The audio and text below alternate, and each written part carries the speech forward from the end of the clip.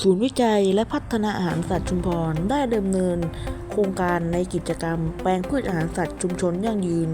ร่วมกับกลุ่มโคเนื้อ2พี่น้องณบ้าน3ล้านหมู่ที่6ตำบล2พี่น้องอำเภอท่าแซะจังหวัดชุมพรศูนย์วิจัยและพัฒนาอาหารสัตว์ชุมพรได้นำเจ้าหน้าที่เข้าถ่ายทอดองค์ความรู้ด้านการจัดการแปลงพืชอาหารสัตว์และการจัดการด้านอาหารสัตว์รวมทั้งเข้าประชาสัมพันธ์กิจกรรมโครงการมอเตอร์พูลได้เข้าพบปะพูดคุยกับสมาชิกตัวแทนกลุ่มโคเนื้อ2พี่น้องในการเตรียมแปลงพืชอาหารสัตว์ชุมชนยั่งยืนโดยใช้พื้นที่สาธารณะของชุมชนเมื่อวันที่1สิงหาคมทางศูนย์วิจัยและพัฒนาอาหารสัตว์ชุมพรได้นำเจ้าหน้าที่เข้าไปให้คำแนะนำในการปลูกพืชอาหารสัตว์โดยทางศูนย์วิจัยและพัฒนาอาหารสัตว์ชุมพรได้สนับสนุนท่อนพันธุ์หญ้าเนเปียปากช่องหนึ่งแก่สมาชิกกลุ่มเพื่อใช้ในการปลูกพร้อมทั้งแนะนำวิธีการปลูกโดยใช้ระยะปลูกที่120เซนติเมตรคูณ120เซนติเมตรเพื่อให้ง่ายต่อการจัดการแปลงและการเข้าใช้ประโยชน์ของสมาชิกกลุ่มพื้นที่ที่ทางกลุ่มใช้ทั้งหมดประมาณ3ไร่ซึ่งในการปลูกเนเปียปากช่องหนึ่งครั้งนี้ได้รับความร่วมมืออย่างดีจากสมาชิกภายในกลุ่มสวัสดีครับชื่อนางสาวสิริพรเสน่ห์พรนะคะเจ้าพนักงานสัตวบาลจากศูนย์วิจัยและพัฒนาอาหารสัตว์ชุมพรวันนี้ได้เข้ามาตรวจติดตามพื้นที่แปลงพืชอาหารสัตว์ชุมชนบ้าน3ล้านหมู่6ตำบล2พี่น้องอำเภอท่าแซะจังหวัดชุมพร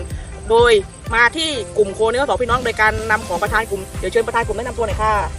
ครับกับผมนายสัญญาสุตตานินเป็นหัวหน้ากลุ่มโคขุนตำบล2พี่น้องสวัสดีครับผมกำเนิดพยัคฆีนะครับเป็นสมาชิกกลุ่มของโคเนื้อ2พี่น้องแล้วก็ส่วนหนึ่งก็เป็นผู้ใหญ่บ้านของหมู่ที่6ตำบล2พี่น้องครับค่ะอยากทราบว่าพื้นที่ที่ปลูกหญ้าตรงนี้อะค่ะเดิมเนี่ยเป็นพื้นที่อะไรคะก็เป็นพื้นที่ที่ว่าไม่ได้ใช้ประโยชน์เป็นพื้นที่ใต้สายฟ้าแรงสูงนะครับที่ปล่อยทิ้งร้างไว้ก็เลยเมื่อได้รับการส่งเสริมจากสถานีพืชอาหารสัตว์และปศุสัตว์จังหวัดนะครับก็เลยได้มาบูรณะพื้นที่นี้ให้เกิดประโยชน์กับทางกลุ่มผู้เลี้ยงโคครับ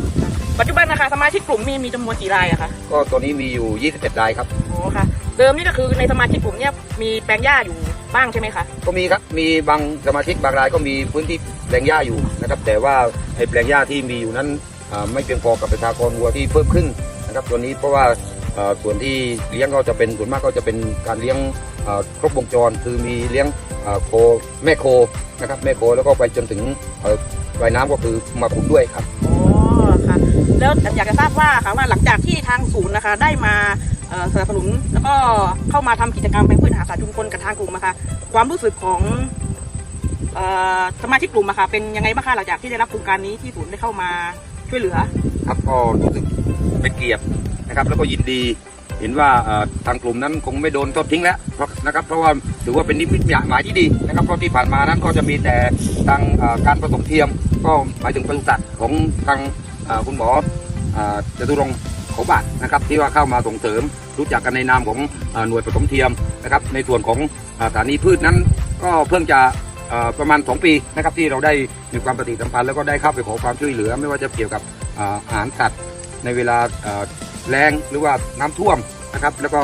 ได้มาเข้ามาอบรมเมื่อเร็วๆนี้ครับเข้ามาอบรมที่ว่าจะมาต่อยอดมาถึงการปลูกหญ้าเนี่ยครับก็ได้รับการส่งเสริมนะครับไม่ว่าจะเป็นการทำอาหารสัตว์นะครับแล้วก็สนับสนุนเกี่ยวกับอาหารสัตว์แล้วก็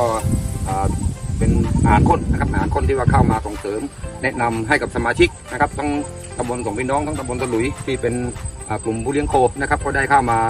ให้ความรู้นะครับต่อเนื่องมาจนถึงมาแปลงหญ้านะครับก็ต้องขอบคุณไว้เป็นอย่างสูงครับค่ะเนี่ยค่ะคือแปลงพืชอาหารสัตว์ชุมชนยั่งยืนแปลงต้นแบบพืชอาหารสัตว์แก่สมาชิกกลุ่มอื่นๆให้มาดูโดยเป็นการนำร่องนะคะเพื่อเสริมสร้างความมั่นคงด้านพืชอาหารสัตว์และพัฒนาด้านอาหารสัตว์แก่สัตว์เลี้ยงในท้องถิ่นต่อไปนะคะขอบคุณค่ะ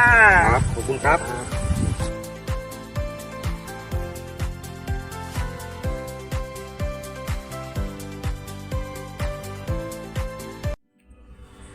ศูนย์วิจัยและพัฒนาอาหารสัตว์ชุมพรสำนักพัฒนาอาหารสัตว์กรมปศุสัตว์ทำด้วยใจทำให้ไวทำได้จริง